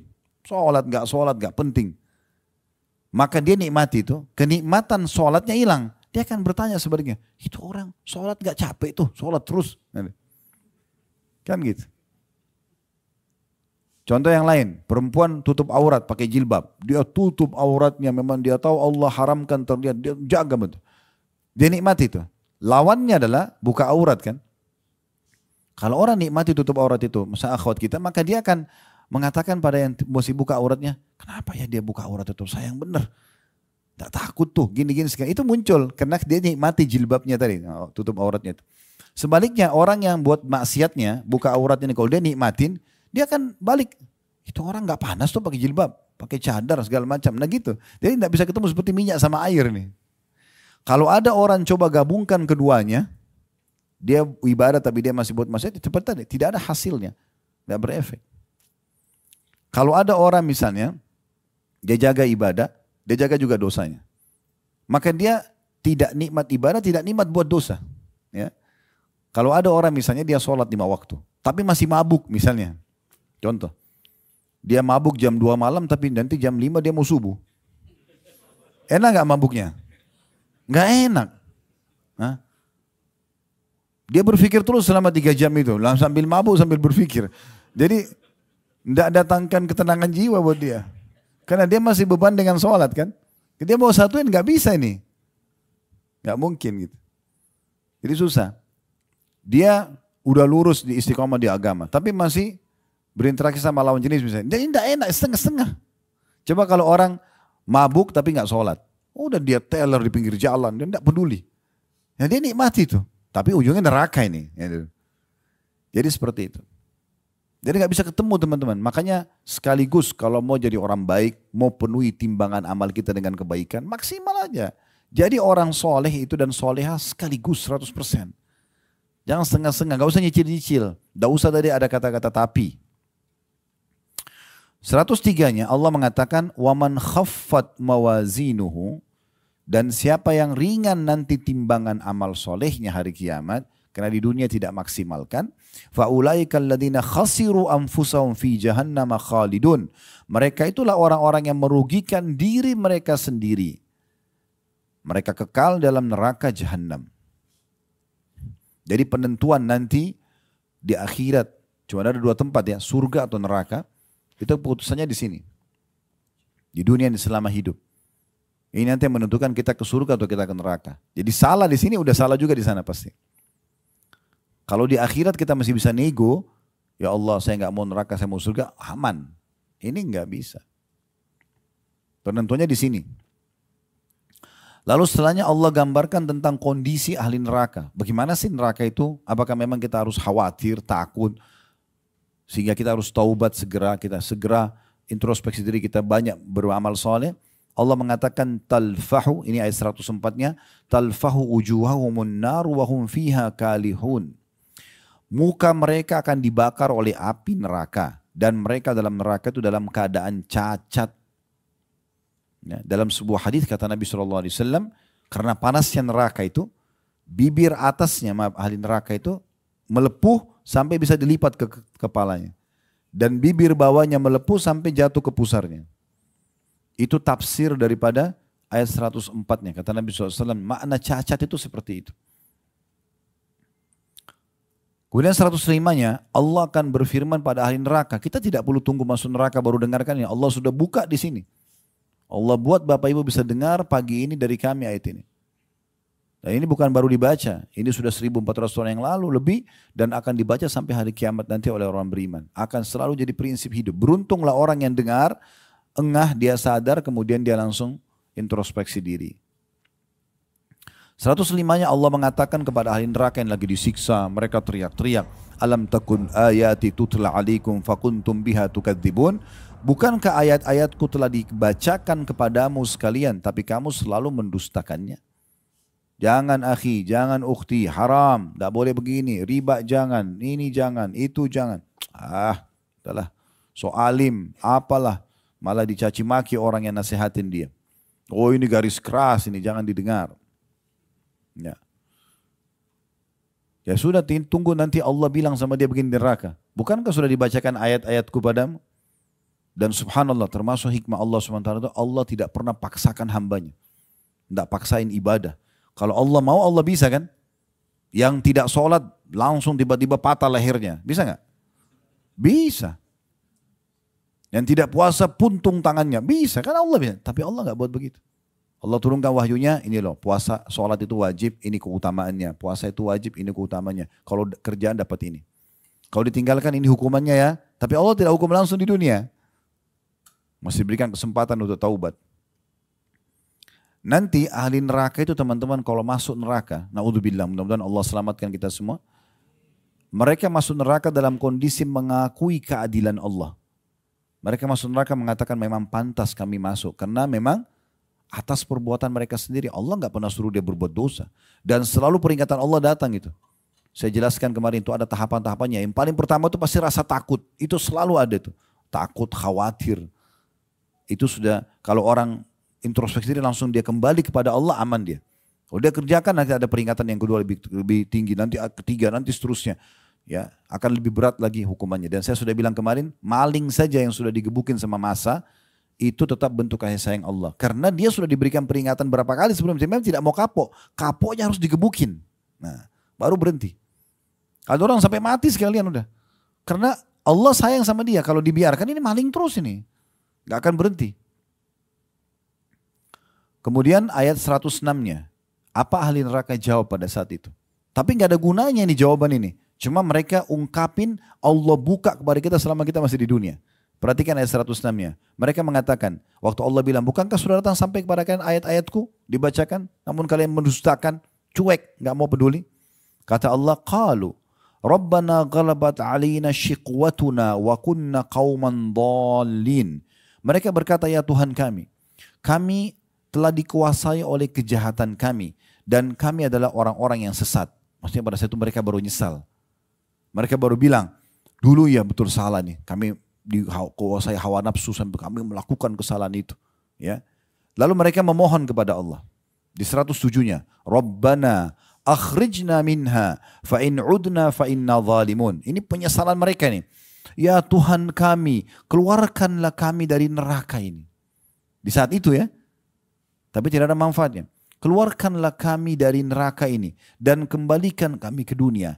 Jika kami kembali juga pada kekafiran, pada dosa, kemaksiatan, sesungguhnya kami termasuk orang-orang zalim. Sebenarnya ini bagus penyesalan, tapi nggak ada gunanya kalau sudah di neraka. Harusnya di dunia mereka bilang ini gitu. Segera ngaku salah, tinggalkan gitu. 108-nya. Allah berfirman kepada mereka, ini firman Allah yang paling tegas. Allah itu Ar-Rahmanur Rahim, Maha Pengasih, Maha Penyayang. Tapi bagi ahli neraka, Allah akan tegas sama mereka. Allah bilang, qala khsa'u fiha wa la tukallimun. Allah berfirman, tinggallah dengan hina di dalam neraka itu. Dan jangan pernah kamu berbicara dengan aku. Subhanallah, saya pernah dapat sebuah hadis.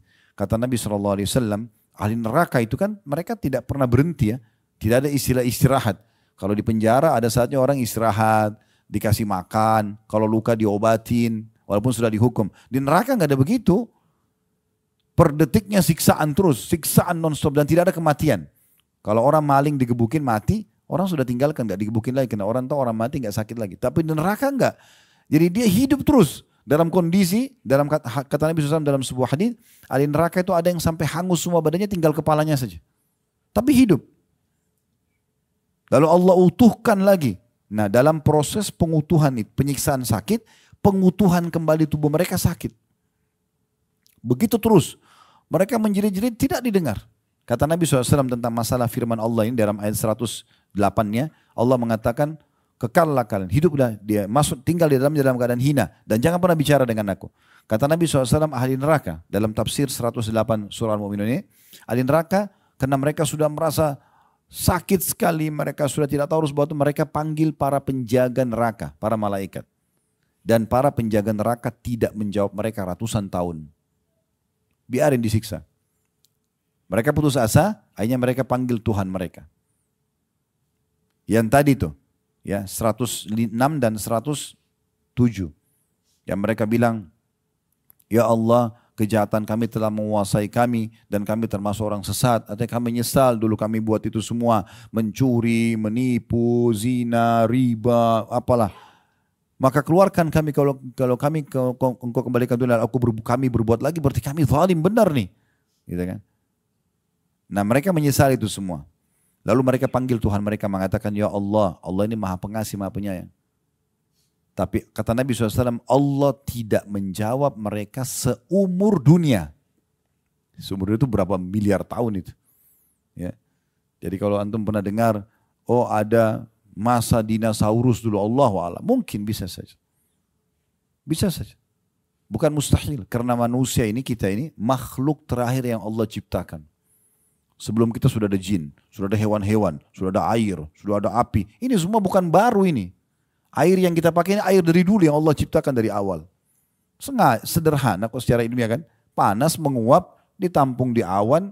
Kalau ini kita kayak filter, turun lagi jadi hujan, dipakai lagi. Sama. Apinya sama. Tumbuh-tumbuhannya itu aja. Ya. Sama.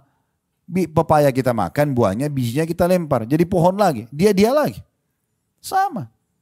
Semua hewan laut itu turunannya semua sama. Kembali lagi. Begitu semua. Makanya waktu Nabi Adam AS diciptakan, iblis sudah ada kan? Kan iblis nggak mau sujud. Sudah ada di dunia dia. Kenapa iblis nggak mau sujud? Karena dia berharap dia jadi pemimpin di bumi.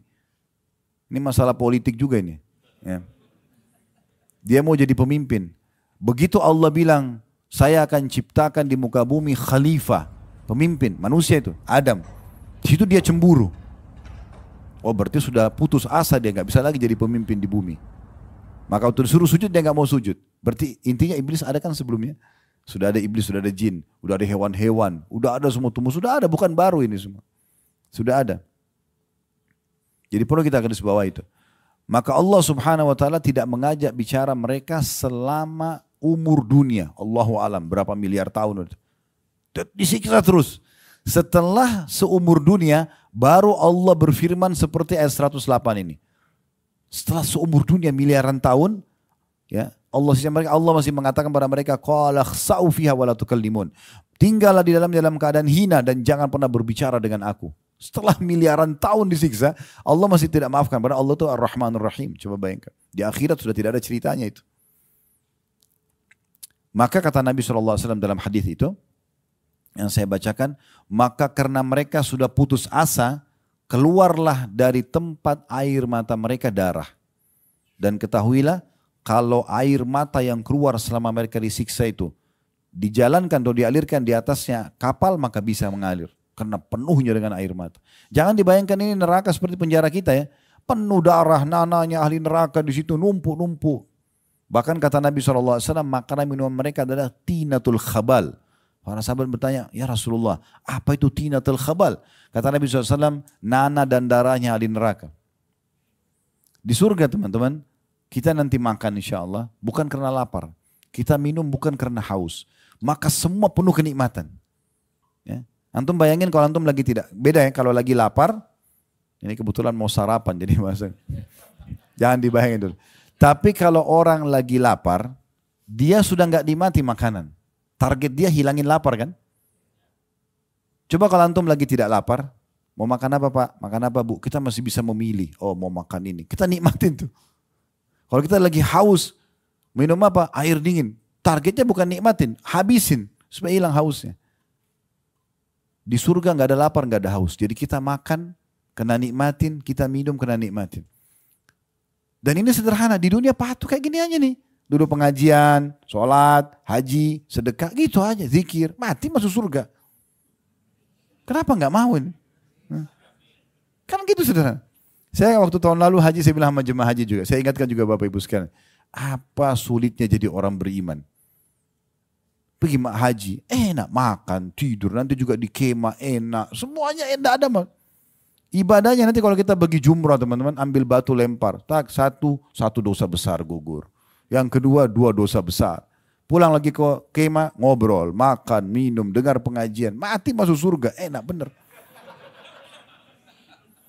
Nah, kenapa nggak mau jadi orang baik ini? Kan aneh betul ya.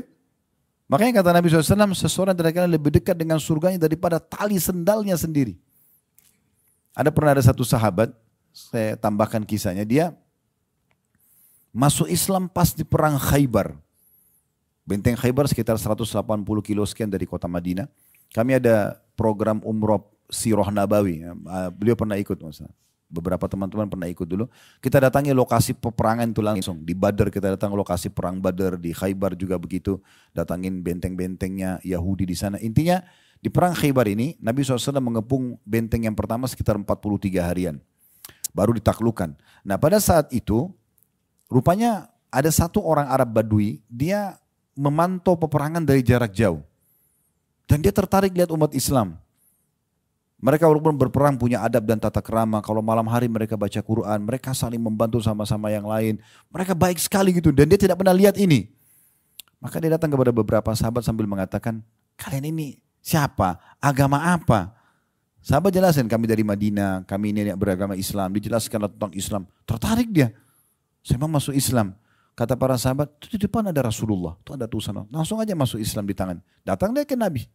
Nabi SAW pada saat itu pas menembus benteng pertama Yahudi. Kalau tidak salah nama bentengnya Naim. Benteng Naim ya. Maka benteng ini setelah ditembus ada harta rampasan perang. Beliau lagi bagi-bagi harta rampasan perang dengan salah satu orang yang ditunjuk untuk mengatur itu. Belum dibagi ke pasukan. Nah, waktu orang ini datang masuk Islam, kata Nabi SAW, masukkan orang ini sebagai penerima ghanimah. Orang yang baru masuk Islam ini. Orang itu langsung bilang begini, ya Rasulullah, saya nggak ingin ini. Saya masuk Islam bukan karena saya ingin harta. Saya ingin apa yang sahabat Anda kejar keluar dari Madinah. Saya dengar mereka keluar untuk mencari mati syahid. Supaya begitu mati terbunuh dosanya dimaafkan masuk surga.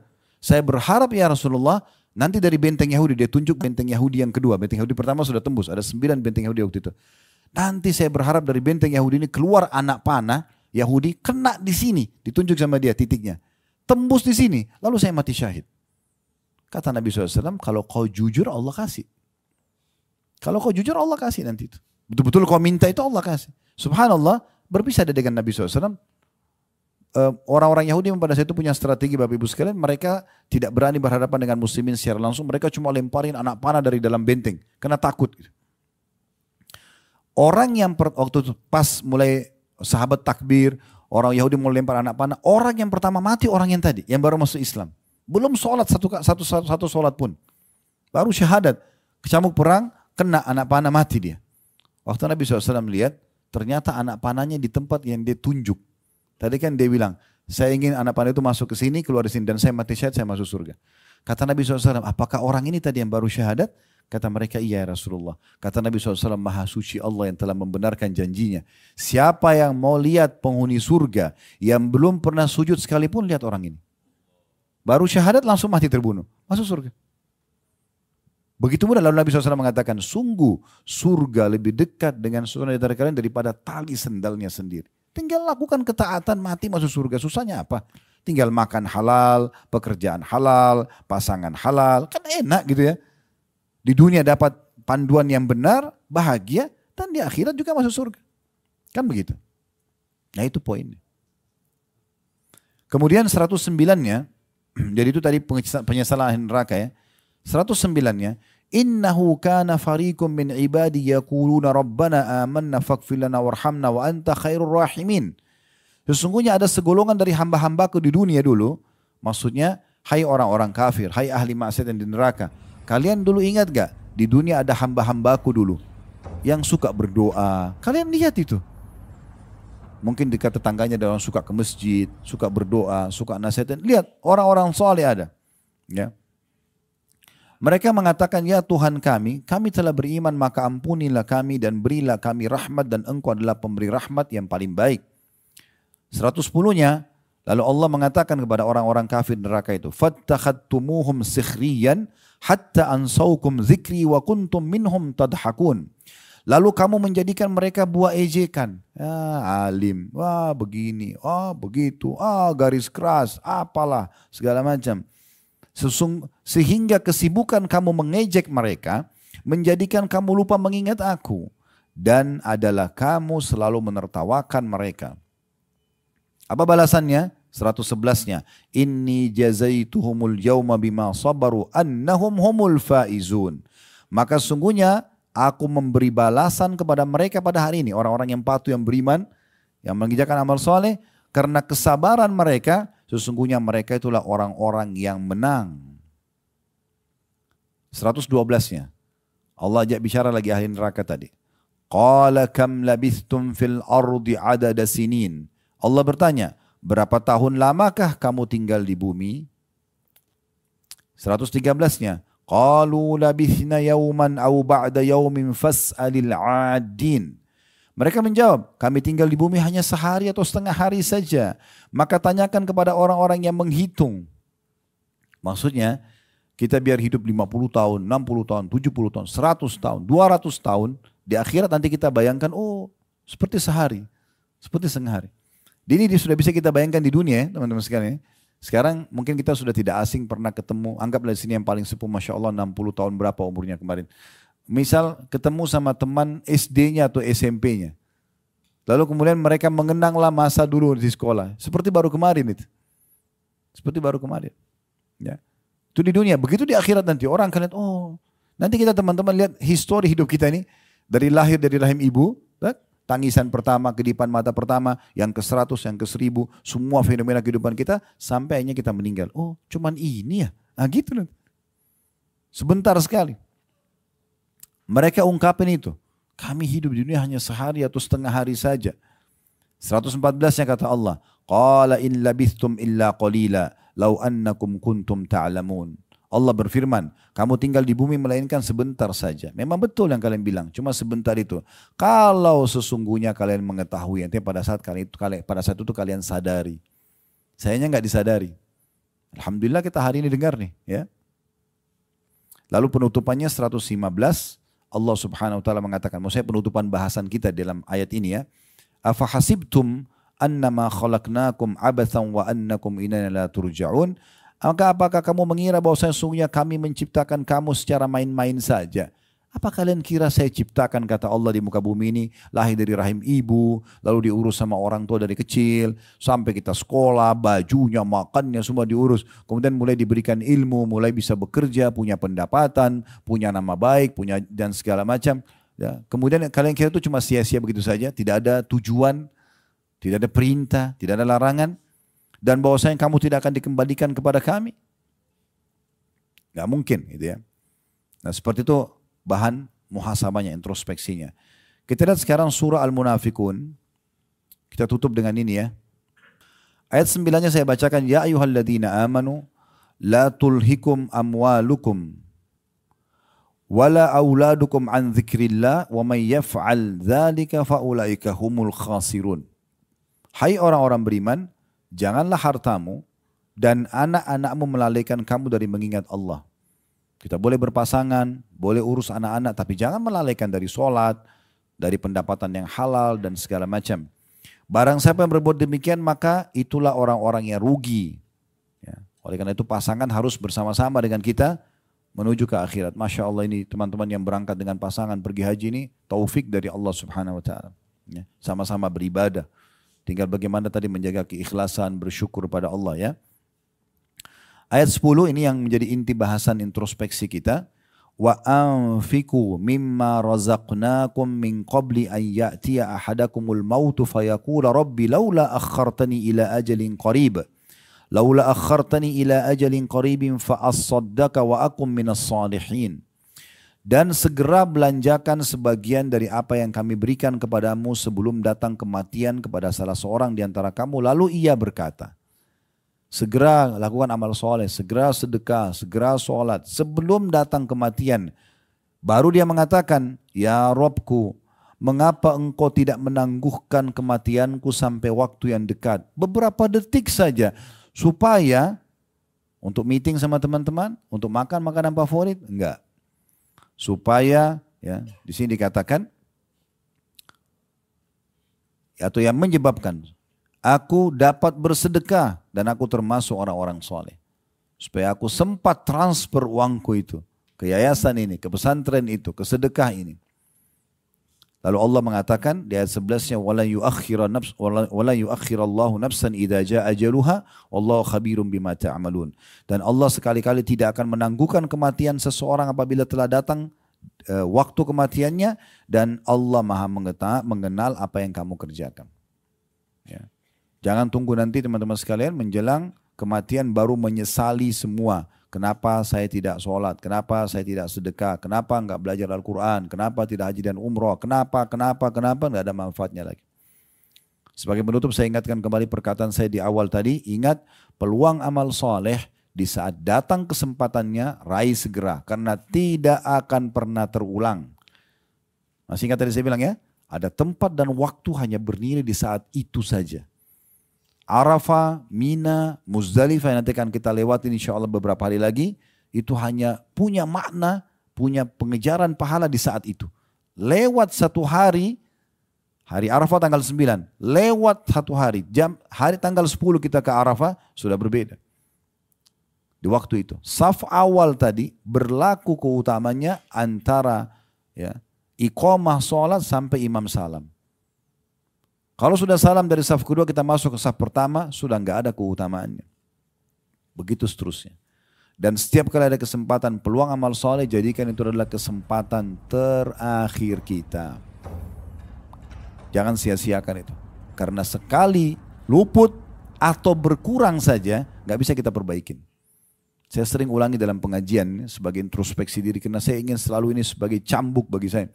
Saya pernah subhanallah kedatangan tamu di Jakarta, di Condet waktu itu, seorang ikhwah datang, saya waktu itu ngandalin dengerin azan di masjid, ada mikrofon Masya Allah kita kan dengar kalau di Indonesia ya. Alhamdulillah ini sebuah nikmat yang besar, karena di Singapura nggak bisa dengar azan, di Australia nggak bisa dengar azan, ini nikmat yang besar. Ya. Maka pada saat saya andalin dengar azan, subhanallah, ada perubahan jam waktu azan. Sampai jam 12 lewat 10 kok belum azan-azan gitu. Saya bilang sama akhi itu, ayo kita ke masjid yuk. Saya boncengan motor sama-sama, pergi masjid dekat rumah. Subhanallah, begitu saya masuk pintu masjid, imamnya lagi sujud rakaat pertama. Seorang mukmin tadi saya bilang harus peka, jadikan introspeksi diri sebagai salah satu kendaraan dia ya, supaya dia selalu mengejar yang terbaik. Maka saya langsung muhasabah. Saya mengatakan pada diri saya sendiri, subhanallah, saya bahkan tidak bisa bilang sama imam, imam kembali dong ke rakaat pertama, saya mau dicatat sama malaikat dari takbiratul ihram. Tidak bisa. Udah luput. Sampai hari kiamat, Khalid bersalama, luput dari takbiratul ihram di salat itu, di waktu itu, selesai. Tidak bisa diperbaikin. Tidak bisa diperbaiki. Jadi begitu amal soleh. Kapan dia luput dari kita sekali, kita nggak bisa perbaikin. Kita akan menerima sebegitu saja. Ya. Oleh karena itu harus kita hati-hati, peka. Ya tentu semua orang punya kekurangan. Saya juga punya kekurangan. Kadang-kadang kita masbuk, tapi kita selalu introspeksi diri dan kita tujuannya untuk supaya memperbaiki ke depan ya. Apalagi kalau hanya kena kelalaian saja, kena malas-malesan. Kalau ada udzur memang kita ke kamar mandi, telat, macet, itu berbeda. Gitu kan? Tapi kalau enggak, maka kita usahakan maksimal. Itu yang perlu digarisbawahi. Saya juga pernah sekali, ini juga saya tutup dengan ini, habis ini silakan kalau mau bertanya. Di daerah Kampung Melayu dulu saya pernah isi pengajian. Selepas menjelang azan duhur, pas azan sebenarnya saya tutup pengajian. Parkir mobil depan pengajian itu, kemudian saya jalan kaki, ada masjid. Pas keluar dari pengajian itu ada satu ibu, kelihatan sekali dari pakaiannya, kumuh beliau gitu kan. Dalam keadaan miskin, gendong anak minta uang. Memang saya niat ingin bantu, Cuma waktu itu di pikiran saya adalah, ini takbiratul ihram pertama imam nih. Ada sholat qobliyah duhur. Kan? Saf awal, banyak sekali keutamaan yang harus saya kejar nih. Gitu kan. Maka saya bilang, Bu, habis sholat ya. Sebenarnya niatnya baik gitu. Saya pergi ke masjid lah. Alhamdulillah dapat sholat qobliyah segala macam, selesai sholat. Setelah sholat ba'diyah saya keluar. Dengan niat memang membantu ibu terus. Ibu terus sudah tidak ada. Terus tiba-tiba muncul penyesalan dalam diri saya. Kenapa tadi saya nggak bantu ya? Saya naik mobil, Bapak Ibu sekalian 2 kali saya muter-muter di situ. Nggak ketemu ibu itu. Lalu saya mengatakan, subhanallah, apa susahnya Khalid tadi kau korek kantongmu, keluarin uang, hitungan detik, kasih ke dia, lalu sholat, kan tidak hilang. Tapi begitu syaitan masuk kadang-kadang ke dalam diri kita, untuk menunda amal soleh saja, dan luput. Begitu luput tidak bisa terulang. Mungkin kita bisa sedekah ke orang lain, tapi sedekah yang harusnya dicatat ke tangan orang itu luput dari kita. Tidak bisa kita ketemu lagi. Dan begitu seterusnya. Oleh itu setiap kali ada kesempatan amal soleh jangan tunda. Kesempatan dosa justru lawan, jangan dilakukan. Nah seperti itu. Allahu a'lam. Ini bahasan kita dan ini adalah sebab kebahagiaan yang kedua setelah mentauhidkan Allah adalah kita bagaimana selalu introspeksi diri. Karena orang introspeksi diri akan selalu menghisap amal-amalnya, selalu menyempurnakan sempurna dan selalu ya juga khawatir dengan dosa yang dia pernah lakukan sehingga dia selalu bertobat. Allahu a'lam. Subhanakallahumma bihamdika asyhadu an la ilaha illa anta astaghfiruka wa atubu ilaik. Wassalamualaikum warahmatullahi wabarakatuh.